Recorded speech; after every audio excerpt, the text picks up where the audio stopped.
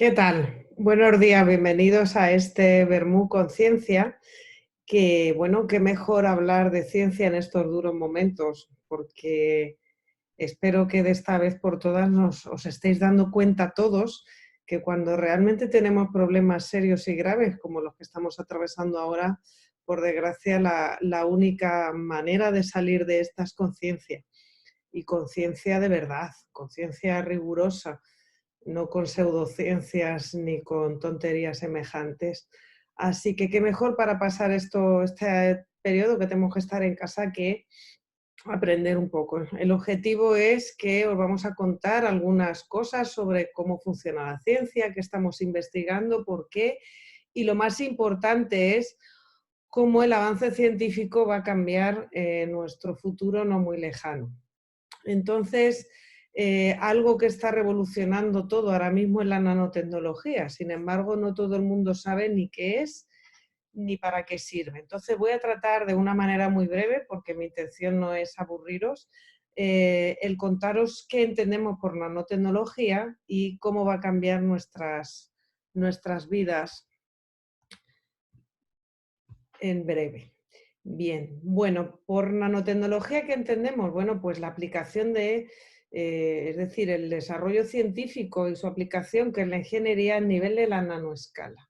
Cuando hablamos de nanoescala estamos hablando de un orden de unos 100, 100 y pico nanómetros, o incluso por debajo de 100. ¿Y 100 nanómetros cuánto es? Pues es bastante, bastante poco. 100 nanómetros, imaginaos, un nanómetro son 10 a la menos 9 metros, es decir, 9 ceros. Fijaos, aquí se muestra un poco mejor de qué tamaños estamos hablando cuando hablamos de nanómetros, es decir, 9 órdenes de magnitud por debajo del metro, para que nos hagamos una idea, porque es importante que tengamos claro de qué tamaños estamos hablando. Es decir, el ancho de una hoja de periódico es de unos 100.000 nanómetros y estamos hablando de tecnología en el orden de los 100 nanómetros, bien por debajo o un poquito por encima. Bien, en ese orden, fijaos en ese esquema que estamos hablando de tamaños, pues un virus puede medir 100 y pico, 200 nanómetros, las bacterias ya son más grandes, las células ya estamos hablando de más grandes, es decir, estamos hablando de materiales del tamaño de virus, del tamaño de moléculas.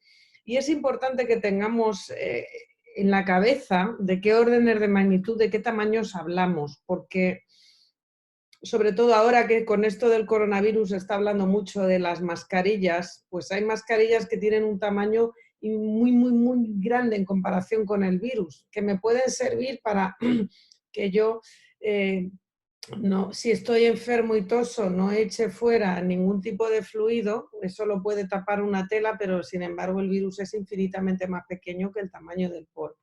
¿A qué nos referimos? Bueno, pues si os fijáis en este esquema,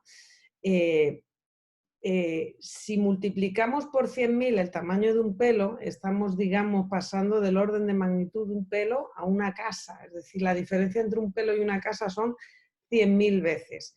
Pues 100.000 veces es un nanotubo de carbón de pared sencilla y un pelo. Es decir, cuando yo hablo de un nanotubo de carbono de estas dimensiones, estoy hablando de 100.000 veces más pequeño que un pelo. Es decir, realmente estamos hablando de algo muy pequeño. Eso es importante que lo tengamos claro. Ahí en este esquema se ve bastante bien la diferencia. Es decir, 1.000.000 de veces es la diferencia entre una nanopartícula y una hormiga, y 1.000.000 de veces es el orden de magnitud entre la hormiga y el estadio de fútbol. Entonces es importante que cuando decimos pequeño es realmente pequeño, y para las personas que no estén acostumbradas a estas escalas, creo que con esto por lo menos se puede uno meter en la cabeza. Bueno, ¿y cuándo se empezó a hablar de todo esto de la nanotecnología? Bueno, pues se empezó a hablar ya en el año 59. Richard Feynman, que fue un premio Nobel, dio una charla que ha pasado a la historia en la reunión de la American Physical Society, Y Richard Feynman en aquella época no eran capaces de trabajar a estas escalas como se ha hecho luego más tarde y como estamos haciendo ahora. Pero sí que fue un visionario y supo ver que eso vendría y que eso sería la siguiente revolución científica. Entonces, Richard Feynman en esta conferencia dijo que no estaba muy lejano el futuro en el cual íbamos a ser capaces de manipular a voluntad átomos y moléculas de manera individual y dando a entender que eso iba a traer pues, una serie de investigaciones, desarrollos y demás. Y dijo la famosa frase que ha pasado a la historia: "There's plenty of room at the bottom", que quería decir que hay mucho espacio para investigar y para seguir desarrollando en este tema.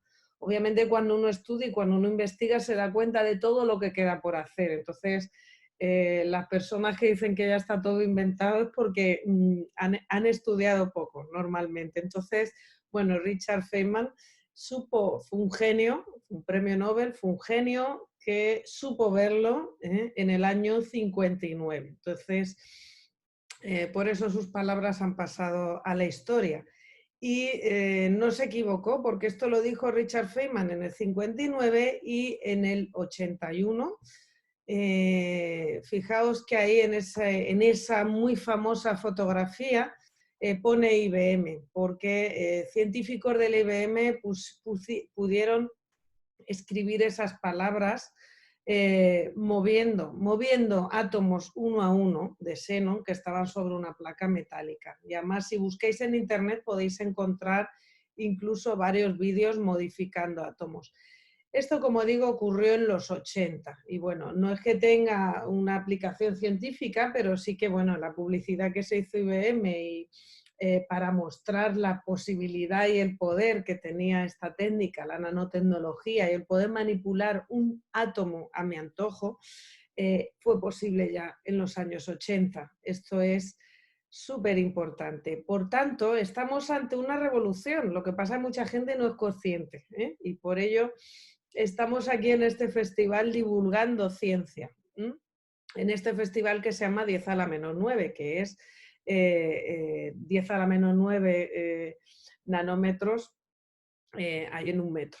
Bien, entonces, ¿qué grandes revoluciones científicas hemos tenido? Bueno, pues en el siglo XVIII la química sufrió una grandísima revolución, que fue el inicio de la química tal y como la conocemos, con Lavoisier, porque bueno, pues hizo grandes avances como el utilizar una nomenclatura, como el medir todo para cuantificarlo. Hasta ese momento era algo que los físicos se hacían, pero no hacían los químicos. Y entonces a partir del siglo XVIII la química experimenta una gran revolución y es la ciencia tal y como la conocemos ahora. Luego hemos también tenido grandes revoluciones y grandes avances en los siglos XIX y XX. Hemos conocido la estructura atómica, la radioactividad y muchos otros grandes avances que se han consolidado. Y ahora mismo, en este siglo XXI, la nanotecnología es sin duda lo que va a cambiar la manera de entender muchos dispositivos, muchas aplicaciones y la ciencia tal y como la conocemos. Lo que ocurre que los grandes avances científicos no ocurren de un día para otro, ocurren a lo largo de unos cuantos años y ocurren con el trabajo y la colaboración de muchos científicos distintos de distintas áreas. No es que de un día para otro a uno se le ocurra una cosa que cambie el mundo, sino que tiene lugar a lo largo de años. Y ahora mismo estamos viviendo esta revolución que se debe a la nanotecnología. Bueno, entonces os voy a contar un poco qué materiales a ese nivel nano, a esa escala, digamos, de unos 100, 100 y pico nanómetros. Recordar el nombre de nuestro festival, es decir, 10 a la menos 9 es la relación entre el nanómetro y el metro, es decir, que estamos hablando de 9 órdenes de magnitud, menos de un metro, es decir, 100.000 veces por debajo del milímetro, 1000 veces por debajo de la micra, ¿vale? Cuando hablamos de nanómetro, hablamos de eso, es importante que lo tengamos en la cabeza. Bueno, hay varios tipos de materiales en química que son importantes y que encuentran aplicaciones en este rango. Yo os voy a dar un poco las aplicaciones de química. En este festival van a hablar compañeros míos que son físicos, que son bioquímicos, y van a hablar de aplicaciones en otros importantes campos, ¿vale? Yo soy química y me voy a centrar más en materiales, que es lo que hacemos los químicos, ¿eh? Entonces, el que podamos hacer materiales a escala nanométrica, modificando el tamaño de poro, modificando la composición, modificando su forma, nos abre una serie de posibilidades que nunca los químicos de siglos anteriores tuvieron. Entonces ahí es donde nos encontramos ahora mismo, en bueno, ya casi llevamos un cuarto de siglo, los químicos del siglo XXI. Entonces, ¿qué materiales hacemos en esa escala, digamos, de apenas unos nanómetros? Bueno, pues hacemos materiales como pueden ser las zeolitas y los MOF y otros materiales similares. Bueno, ¿qué son las zeolitas? Bueno, pues las zeolitas son materiales que se encuentran en la naturaleza, que son aluminosilicatos. Lo que pasa que aparte de esos que encontramos de manera natural, somos capaces de sintetizar algunas otras zeolitas con aplicaciones que nos interesan. ¿Y qué tiene de bueno las zeolitas? Bueno, pues que tienen unos tamaños de poro que casi podemos, sintetizando la zeolita adecuada, modificar a nuestro antojo. Es decir, yo puedo hacer esas zeolitas con el tamaño de poro que sea necesario para mi aplicación. Fijaos que estamos hablando de materiales de apenas unos nanómetros, ¿eh? De 2, 3, 5 por debajo, estoy por debajo de los 20, 30 nanómetros. Y puedo modificar ese poro, es decir, las zeolitas, los MOF, este tipo de materiales es lo que llamamos tamices moleculares, porque en realidad son como coladores de moléculas, pero son coladores, es decir, si tenéis un tamiz o un colador en casa para separar grava o para separar cualquier tipo de partículas, pues es fácil ver el tamaño del poro, del paso de ese colador. Bueno, pues con estos materiales podemos hacer lo mismo, tamices, pero para moléculas. Y eso, como podréis imaginar, tiene multitud de aplicaciones en muchos campos de la química, como luego comentaremos brevemente. Los MOF son más modernos, se empezaron a sintetizar en los años 90. MOF viene de Metal Organic Frameworks, es decir, son redes en las cuales pongo un metal y un ligando orgánico. ¿Y qué tiene de bueno? Pues son como una especie de clics que podemos hacer, como si fuera un juego de construcción que hacemos los químicos, porque como podemos jugar con el metal y con el ligando, podemos hacer materiales casi a nuestro antojo, ¿no? Si pongo un ligando más grande, hago un tamaño de poro más grande, o si pongo un ligando con ciertas propiedades, por ejemplo, magnéticas, puedo hacer que sea una estructura flexible, que cambie el tamaño de poro dependiendo de las condiciones, es decir, realmente podemos casi hacer lo que nos dé la gana, entre comillas, y eso tiene unas aplicaciones, como podréis imaginar, muy grandes. Estos serían lo que llamamos materiales mesoporosos, es decir, y conforman materiales en los cuales modificamos el tamaño de poro y la estructura, ¿vale? Con todas las aplicaciones que eso va a suponer. Luego también tenemos, que se muestra ahí en el dibujo, nanopartículas metálicas. Fijaos, de esto también nos hablarán mis compañeros físicos. Cuando somos capaces de sintetizar partículas metálicas muy, muy, muy pequeñas, ya sabéis que estamos hablando de partículas realmente pequeñas, si os fijáis ahí, esa partícula cuya fotografía del microscopio electrónico veis en ese dibujo, veis la escala es de 2 nanómetros, es decir, estamos hablando de partículas metálicas de unos diámetros realmente pequeños. Y las propiedades de las partículas metálicas cuando son nanopartículas son distintas a cuando tengo un agregado grande másico de metal. Y eso tiene infinitas aplicaciones, como vais a poder ir descubriendo en esta serie. Incluso podemos jugar no solo con el hacer partículas tan pequeñas, sino con su composición, con el diámetro de esas nanopartículas y también con las caras. Dependiendo de la cristalización y de las caras, esas partículas van a tener unas propiedades y una reactividad u otra. Entonces, estos son los tipos de materiales que podemos manipular y que podemos preparar. Otro apartado muy importante de materiales en el campo de la nanotecnología son todos los derivados del carbono. El carbono, como sabéis, el carbono, digamos, los materiales de carbono clásico que todos estudiamos en bachillerato son el grafito y el diamante. Y bueno, como sabéis, en los últimos años se han desarrollado materiales de carbono que tienen unas estructuras realmente interesantes, como son los fulerenos, lo tenéis todo ahí en el esquema, los nanotubos, que como veis pueden tener distintas paredes, los multiwalls que llamamos, o de una única pared. Y bueno, cuando abrimos un nanotubo y tenemos una única capa de átomos de carbono, tenemos los famosos grafenos. Y bueno, ahí os he incluido la foto de Mildred Dresselhaus, que hubiera cumplido en este año 2020 los 90 años. Se la conoce como la reina del carbono, fue una catedrática del MIT, el Instituto de Tecnología de Massachusetts, y ella investigó mucho en estos materiales, en sus propiedades eléctricas, tuvo muchísimos reconocimientos, fue una gran científica y entonces, bueno, este año también los científicos que trabajamos en este campo le estamos haciendo un pequeño homenaje por esos 90 años que hubiera cumplido. Lamentablemente falleció en el año 2017. Bueno, ¿qué aplicaciones te encuentran estos materiales? Bueno, pues cuando preparamos estos materiales, y ahí no me voy a extender, ya os dije que solo quiero abrir una ventana y mostraros las posibilidades, no quiero aburriros.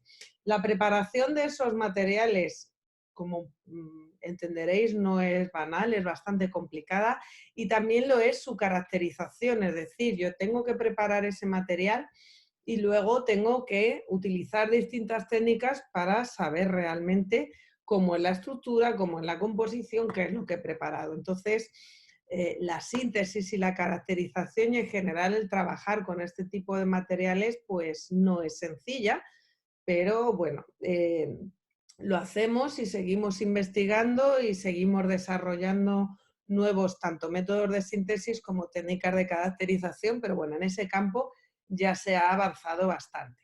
Os voy a hablar directamente de las aplicaciones, que creo que es lo que más os interesa para tener una idea de por dónde van a ir los tiros. Bueno, pues ¿para qué me sirven esos materiales? Bueno, algo evidente es la separación de gases. Si estábamos hablando que yo podía hacer materiales en los cuales puedo modificar el tamaño de poro, pues obviamente lo primero cuando uno quiere colar, digamos, o separar moléculas es separar gases. Y eso, como comprenderéis, tiene multitud de aplicaciones. Otro gran campo en el cual puedo modificar es la catálisis. Luego os hablaré un poquito más sobre qué es un catalizador y por qué es tan importante desarrollar más catalizadores más eficientes, quiero decir. También los materiales sirven para la deliberación controlada de fármacos. Esto también va a tener muchas aplicaciones en medicina.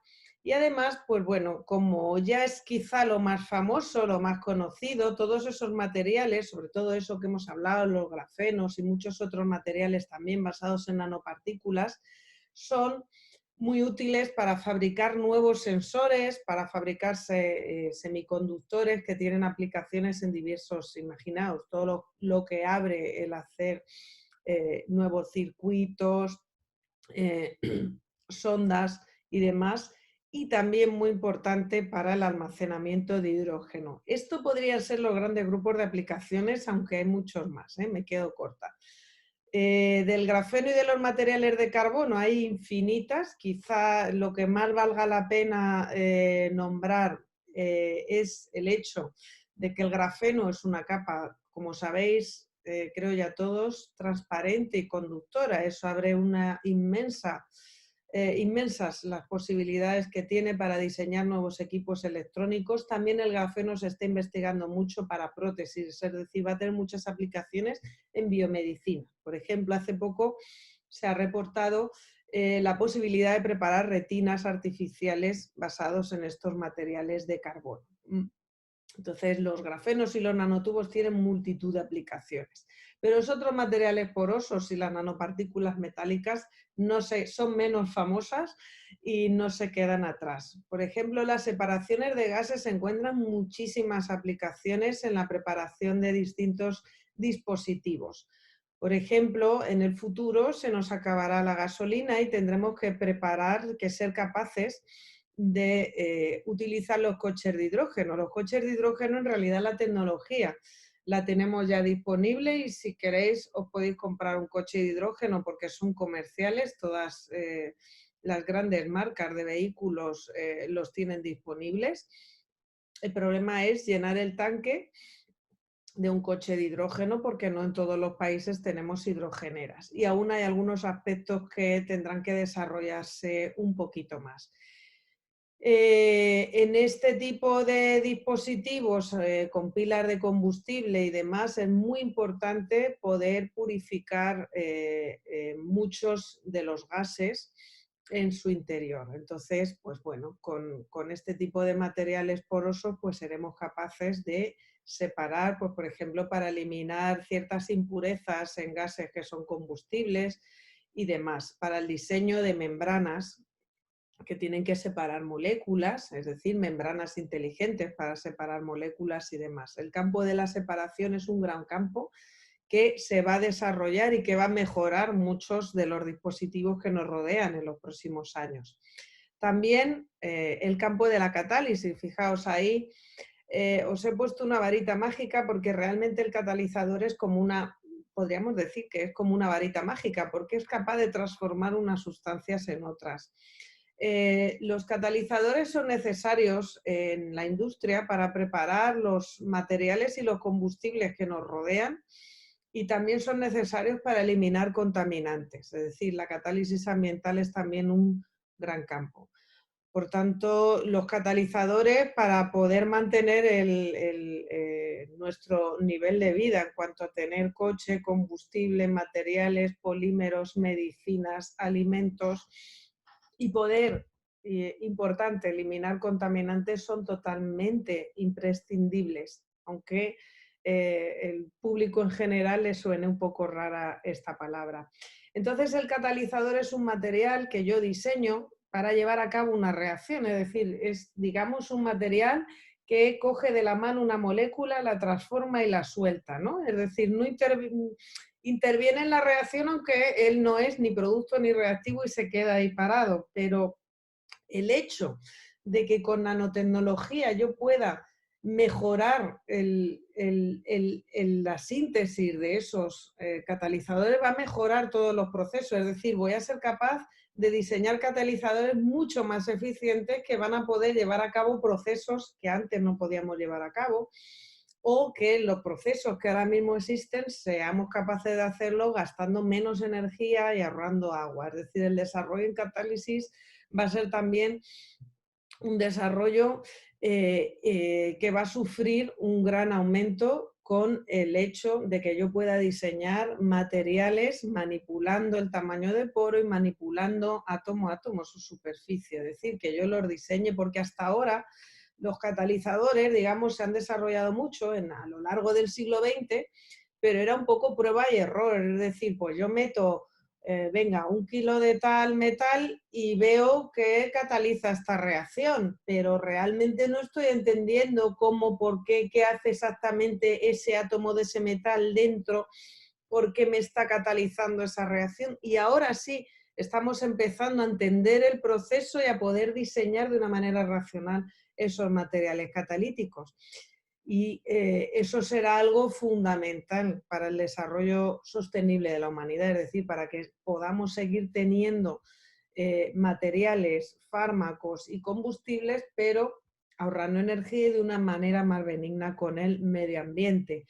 Aquí os pongo un ejemplo de un proceso catalítico del siglo XX para que os deis cuenta de la importancia de la catálisis, que no todo el mundo entiende cuál importante es el catalizador. Fijaos, un problema que había a principios del siglo XX es que los químicos no éramos capaces de fijar el nitrógeno. Sabían que había mucho nitrógeno en el aire, pero no eran capaces de utilizarlo. ¿Por qué? Porque el nitrógeno del aire es muy estable y no tenían manera de hacerlo reaccionar para poder utilizarlo, y sin embargo necesitaban el nitrógeno para hacer fertilizantes, para hacer explosivos, porque precisamente fue un siglo en el cual hubo muchas guerras, los países necesitaban hacer explosivos y sobre todo fertilizantes, además de otros muchos productos de interés, como pueda ser, pues imaginaos el nylon, necesito nitrógeno para hacer nylon y muchos otros materiales.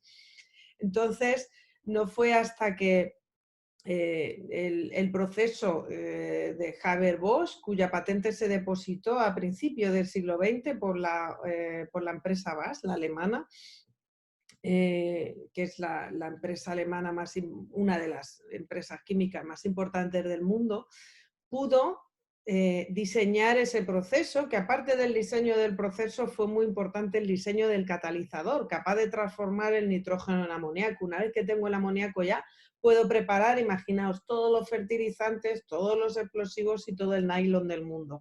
Entonces, imaginaos si fue importante este proceso y que seguimos utilizándolo hoy en día para preparar amoníaco. Solo se ha hablado de un proceso del siglo XX, he seleccionado este. En el siglo XXI, ¿cuál podríamos seleccionar? Bueno, antes os hablé de los coches de hidrógeno y desde luego, fijaos, cuando el hidrógeno lo utilizamos como combustible, solo nos genera vapor de agua y genera energía. Entonces, el día que seamos capaces de transformar el agua en hidrógeno utilizando renovables, tendremos resuelto el problema energético y nuestra dependencia de los recursos fósiles como el petróleo. Y eso tendrá que llevarlo a cabo un catalizador, posiblemente un fotocatalizador que utilice la energía solar. Entonces os he contado cómo revolucionó el mundo el proceso de Haber-Bosch de síntesis del amoníaco en el siglo XX y cómo muy posiblemente este otro proceso catalítico revolucione nuestra sociedad en el siglo XXI. Para que tengáis presente la importancia de los catalizadores. Y para poder diseñar procesos como este de una manera racional, tengo que ser capaz de entender molécula a molécula qué es lo que está pasando cuando tiene lugar la reacción para poder diseñar el catalizador que lo va a llevar a cabo. Ahí la importancia de la nanotecnología en el diseño de nuevos catalizadores. Y otro campo que sin duda va a sufrir un gran avance es el de la nanomedicina. ¿Por qué? Bueno, pues porque los nanomateriales son del tamaño de virus y de bacterias. Entonces, igual que os decía antes que la concepción del diseño de un catalizador ha pasado de decir, bueno, pues echo 1 kilo de hierro y catalizo esta reacción. Y si mezclo el hierro con mercurio, pues catalizo un poco menos. Es decir, lo hacíamos a lo vasto y sin entender bien lo que está pasando, y la nanotecnología nos permite ir molécula a molécula y átomo a átomo. Y con la nanomedicina va a pasar un poco lo mismo. Es decir, ya no voy a poner, pues hombre, si necesito un antiinflamatorio en el dedo gordo del pie, pues no me voy a tomar 7 veces la dosis que necesito por vía oral para que llegue por la sangre a todas las células de mi cuerpo, para que llegue una pizca al dedo gordo. Va a cambiar esa manera de entender la medicina y de entender la forma de administrar un fármaco. Es decir, la nanotecnología me permite diseñar el fármaco de una manera mucho más racional y de una manera cara a cara con ese virus o con esa bacteria. Bueno, he puesto ahí en una esquinita, si recordáis la película de Viaje Alucinante. No es exactamente que vayamos a llegar a eso, ¿no? Con esos mini hombrecitos que, si recordáis, iban en una cápsula por el torrente sanguíneo, pero sí que vamos a hacer cápsulas que tengan muchas propiedades, y de hecho ya hay grandes avances en ese sentido. Fijaos, la nanomedicina va a tener avances en 3 grandes campos, y a lo largo de este Vermú Conciencia, mis compañeros os van a dar más charlas sobre distintas aplicaciones de la nanomedicina. pero así a grosso modo puedo decir que va a haber 3 grandes campos de avance. El nanodiagnóstico, es decir, imaginaos sensores mucho más eficientes que puedan hacer análisis en apenas un picolitro, nada de tener que hacer un análisis de sangre o nada de tener que sacar una muestra de una manera dolorosa y una gran cantidad de muestra, que sean en tiempo real y que apenas hagan daño al paciente. Es decir, pues imaginaos que yo puedo hacer un sensor de unos diámetros de nanómetro que atraviese mi piel sin que yo me entere y que al instante me esté analizando pues, los parámetros que sean necesarios. O imaginaos el que yo sea capaz de llevar una cápsula dentro de mi torrente sanguíneo que en cuanto detecte un tumor de apenas unas células, cuando está incipiente su formación, nos dé el aviso. Es decir, el diagnóstico precoz de ese tipo de enfermedades va a cambiar la manera de afrontarlas, la manera de poder abordar su curación. Entonces, el nanodiagnóstico está ya muy avanzado. No os perdáis de verdad el vermú conciencia que os van a dar mis compañeros, porque os van a hablar mucho de este tipo de cosas. Lo que estoy contando no es ciencia ficción, hay muchos avances y mucho que se está ya haciendo a nivel de laboratorio y a nivel de ratas, y que en breve, en no muchos años, lo vamos a tener disponible también para los seres humanos, créenme, de verdad. También lo que os decía antes, la dosificación controlada de fármacos, la nanoterapia, es decir, que yo sea capaz de mandar el medicamento al sitio necesario. Por ejemplo, hago una cápsula con esos materiales que os dije, en el cual yo puedo controlar el tamaño de poro y su forma, meto dentro el fármaco que sea necesario. Imaginaos, por ejemplo, un fármaco para matar una célula cancerígena y le pongo en la superficie de mi cápsula un ligando que puede ser un receptor capaz de identificar al tumor. Entonces, cuando mi cápsula llega al tumor, libera el fármaco y mato a la célula cancerígena. De esa manera, con esa cápsula, digamos, inteligente, me evito tener que hacer una quimioterapia, me evito tener que darle al paciente una dosis elevada de fármaco que va a matar también parte de sus células vivas y que va a tener unos efectos secundarios muy importantes. Es decir, hago una cápsula capaz de llevar la dosis necesaria al sitio necesario. Eso está ya en muchas investigaciones en ese campo y está ya bastante avanzado. También os aseguro que en los próximos años vamos a ver grandes avances en ese campo.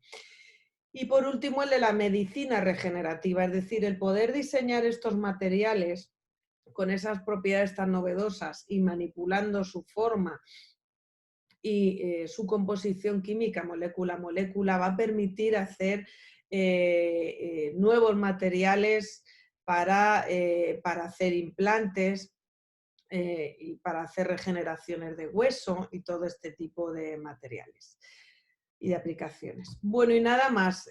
Os he querido hacer de una manera lo más breve que he podido una introducción a lo que es la nanotecnología, los materiales de los que hablamos, los químicos, cuando hablamos de nanotecnología y sus aplicaciones.